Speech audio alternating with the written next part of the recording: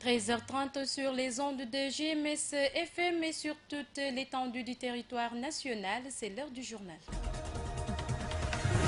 L'Union centriste du Sénégal, sensible à l'appel au dialogue lancé par le chef de l'État, le parti du maire Abdoulaye Baldé invite même les autres formations politiques à accepter cette main tendue pour un dialogue constructif.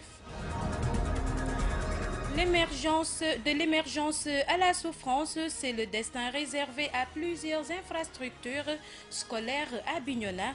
La communauté assiste avec impuissance à l'arrêt des travaux de ces ouvrages qui avaient pourtant soulevé beaucoup d'espoir. L'actualité internationale et la revue de presse mettront fin à cette édition. Bienvenue. Je le disais dans les titres, l'Union centriste du Sénégal d'Abdoulaye Baldé magnifie l'appel au dialogue politique lancé par le chef de l'État le jour de la Tabaski. Le chargé de communication de l'UCS demande cependant au président Macky Sall de faire parvenir à l'opposition les termes de référence du dialogue. Alioune Badara Ndiaye s'en est ouvert à Cheikh Tidiane Cissé, nous l'écoutons. Je voudrais dire que je l'ai accueilli avec beaucoup de bonheur parce que je me dis que ce pays-là, c'est le nôtre. Dialoguer, c'est extrêmement important parce que le pays n'appartient à personne, le pays appartient à tous les Sénégalais. Et chaque Sénégalais, là où il se trouve, s'il a la compétence pour donc faire avancer certaines choses à quelques points, où donc cette situation, où il se trouve, il doit pouvoir venir et donner vraiment le meilleur de lui-même pour permettre donc au Sénégal d'avancer. Maintenant, ce qu'il faut dire, il faut tout simplement, à ce niveau également, que le pouvoir puisse nous envoyer, nous, opposition, les termes de référence de ce dialogue. Mais pour le principe du dialogue, moi je pense que même nous devons pérenniser ce dialogue. Parce que ce pays-là, il ne suffit pas à chaque fois qu'on élit un président, que les autres maintenant se mettent là à tout faire pour qu'il échoue sa mission, pour qu'il échoue sa mission afin qu'il puisse donc venir le remplacer. Le plus important doit être pour le Sénégal, chacun, toutes les énergies ensemble, dans le même panier, pour faire donc développer ce pays, pour faire avancer ce pays. Donc voilà un peu moi la vision que j'ai, voilà un peu ce que je voudrais dire à ce niveau et demander également au pouvoir de nous envoyer donc ces TDR-là à temps afin qu'on puisse donc nous préparer et venir donc travailler donc au niveau donc de ce cadre que le président de la République veut mettre donc en place. C'était Alioune Badara Ndiaye, chargé de com de l'UCS à Ziguinchor. Nous nous rendons à Bignona. Plusieurs infrastructures scolaires en construction dans le département de Bignona peinent à être livrées, dépassant largement les délais initialement annoncés pour leur réception. Cette situation incompréhensible plonge les populations et autres autorités dans l'indignation la plus totale. Le reportage est signé Lamine Badian. Dans le département de Bignona, l'État a initié la construction de plusieurs infrastructures scolaires faisant le bonheur à l'époque de toute une communauté. Mais le sort réservé à chacune de ces infrastructures en construction semble être le même. Entre la pose de la première pierre et la réception des travaux, c'est toute une éternité. C'est le cas du bloc scientifique et technologique et les locaux de l'IF de Bignona 2 en construction depuis 2 ans environ et pas encore livrés. Il faut ajouter à cette liste les CM Matching de Tangori et de Megeg qui devraient ouvrir leurs portes en octobre dernier. Tous ces chantiers sont dans la même situation, irritant par la même occasion les bénéficiaires qui n'en peuvent plus d'attendre. L'on craint d'ailleurs que l'IF de Bignona 1, dont la construction a démarré il y a 2 mois environ, connaisse le même sort. En attendant, les futurs occupants de ces IEF sont dans des abris provisoires qui ne répondent plus aux normes requises pour un travail de qualité. On nous dit partout que c'est la faute aux entreprises qui ont gagné les marchés. Et pourtant, c'est l'État qui paye. GMS Bignona, Lamine Badian. Les difficultés d'approvisionnement du marché en bétail notées l'année dernière ont poussé beaucoup d'éleveurs à prendre cette fois-ci la direction de Ziguinchor. Conséquence, après la Tabaski, le foirail d'Aloir est encore rempli de moutons.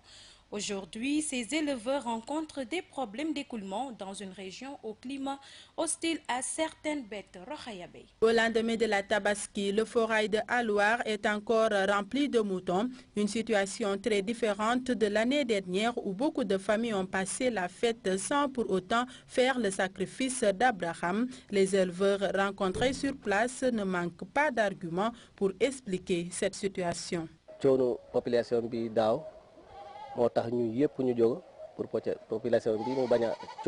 La rupture de moutons connue l'année dernière a poussé tous ces éleveurs à venir dans cette région. Ensuite, aujourd'hui, tout le monde est devenu vendeur de moutons. C'est pour cela qu'il reste encore des moutons dans ce forail.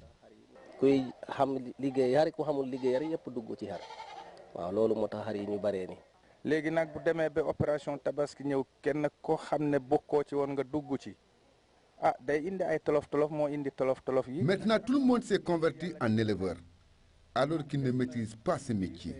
Nous, de notre côté, nous ne rencontrons pas de difficultés, car cela fait plusieurs années que nous sommes dans ce métier. ñi nga xam ne mënuñoo nekk fii dañuy jël seen xar delloo seeni xar mais ñun noor ak nawet ñi ngi fii. Ces éleveurs commencent même à rencontrer des difficultés dans ce forail car certains moutons ne peuvent pas s'adapter au climat local.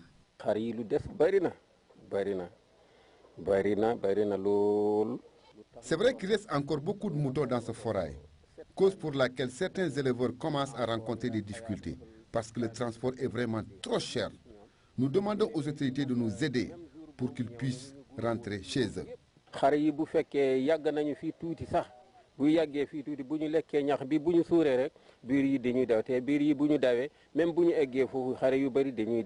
Certains Ziguinchorois ont profité de cette occasion pour se ravitailler en moutons car les prix ont chuté. Chaque année,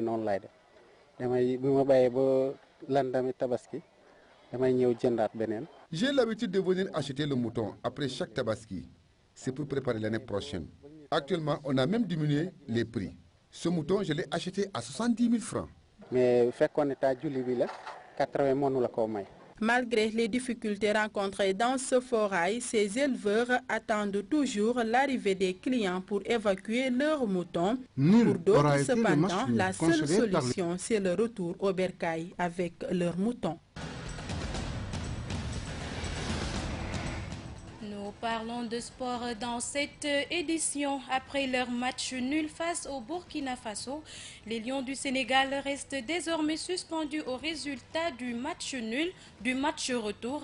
Les poulains d'Aliou Cissé devraient rentrer avec au moins le point du nul pour espérer poursuivre l'aventure qui mène en Russie. Papo Mané. Nul aura été le match nul concédé par les Lions du Sénégal devant une vaillante équipe du Burkina Faso dans le cadre des éliminatoires pour le mondial 2018.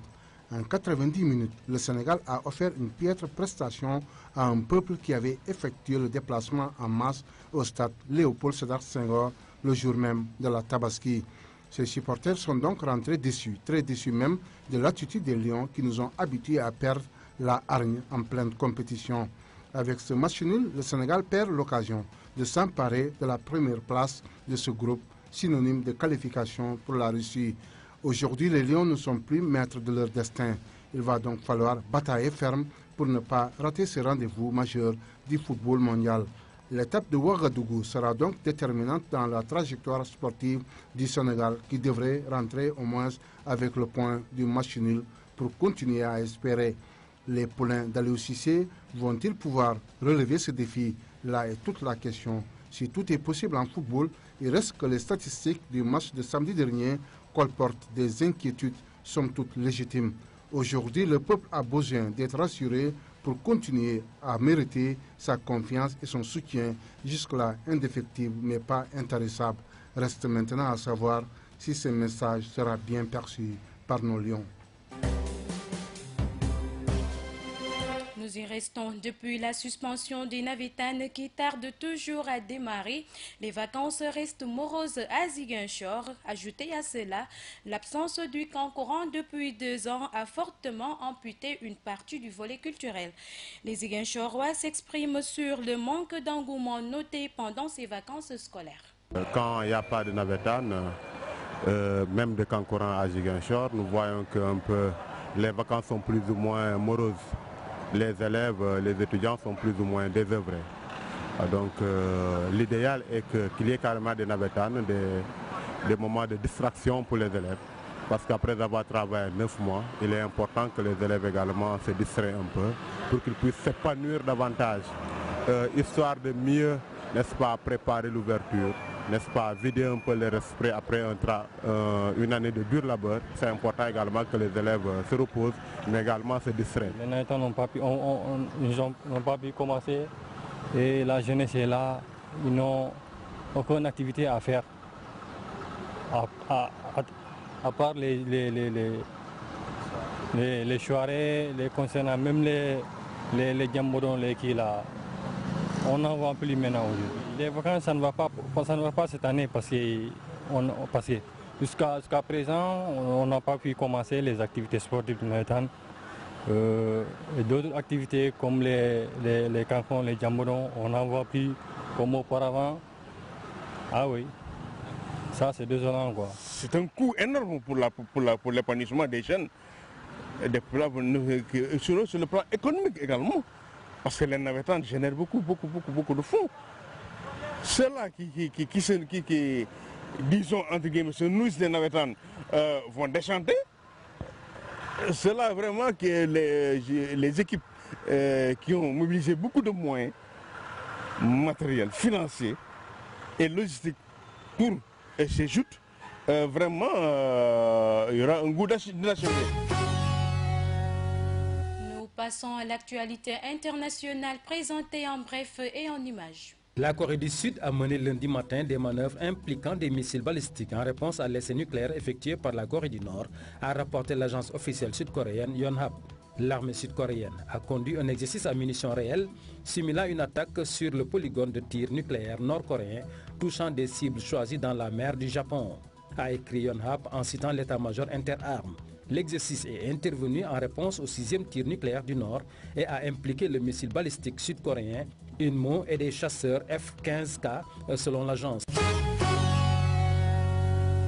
Après l'essai réussi d'une bombe à hydrogène par la Corée du Nord, Donald Trump a dénoncé des actes très hostiles et dangereux pour les États-Unis. Le président américain a d'ailleurs convoqué son équipe de sécurité nationale dimanche afin de préparer de nouvelles sanctions à l'égard de Pyongyang.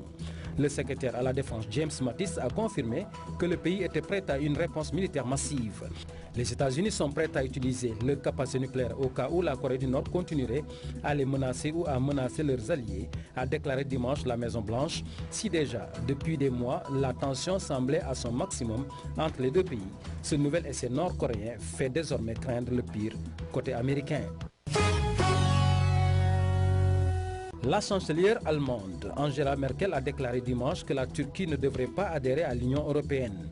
Elle souhaite parvenir à une position commune de l'Union européenne. À ce, il est évident que la Turquie ne devrait pas devenir membre de l'UE, a déclaré la dirigeante conservatrice lors d'un débat télévisé face à son adversaire social-démocrate.